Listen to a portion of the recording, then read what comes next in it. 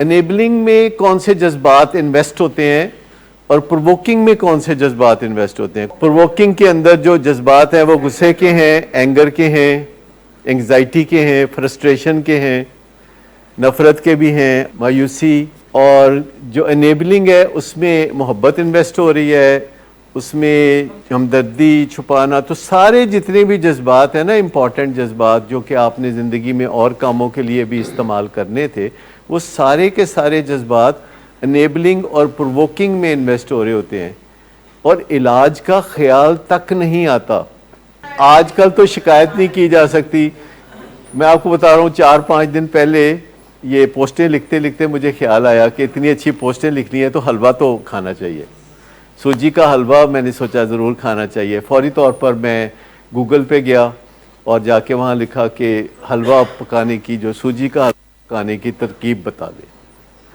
تو کلک کیا تو سامنے وہ یوٹیوب پہ ایک ویڈیو آ گئی کہ حلوہ بنانے کی یہ ترکیب ہے.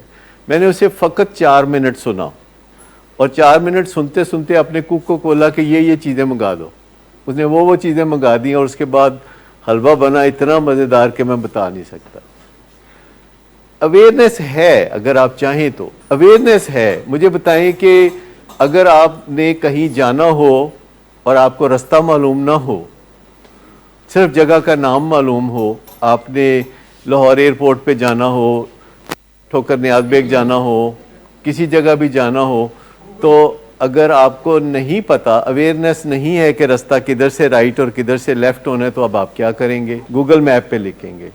اس کے بعد آپ کو کسی بندے سے پوچھنے کی ضرورت ہے نہیں ہے نا. تو یہ صرف رستہ یا منزل کے لیے ہے، یہ بیماریوں کے لیے نہیں ہے.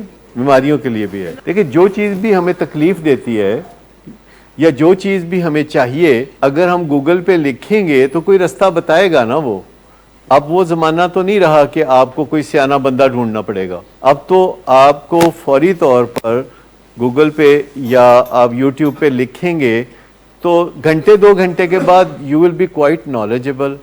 آپ اس پہ لیکچر دے سکیں گے.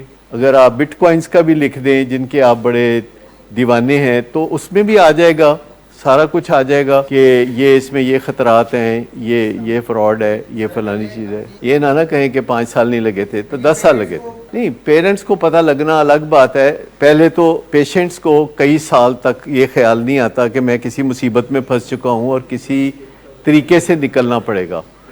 اور سب جانتے بھی ہیں کہ نشے سے نکلنا مشکل ہے. پھر جب ہم کہتے ہیں کہ یہ ایک مستقل جد و جہد ہے، تو پھر وہ مانتے نہیں ہیں. پھر وہ ایک دوسرے کے ساتھ صلاح مشورے کرتے ہیں تو ان کو صحیح صلاح بھی نہیں ملتی.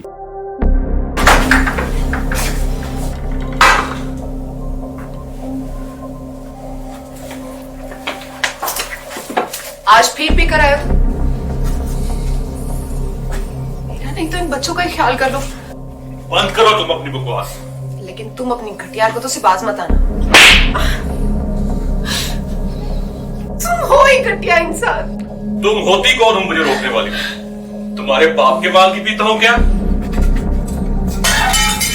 شراب نوشی کی وجہ کردار کی خرابی نہیں، موڈ کی خرابی ہے.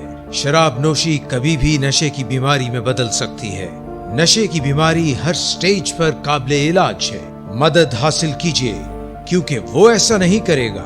ولنگ ویز سے مدد حاصل کیجیے، کہیں سے بھی مدد حاصل کیجیے، لیکن فوری مدد حاصل کیجیے.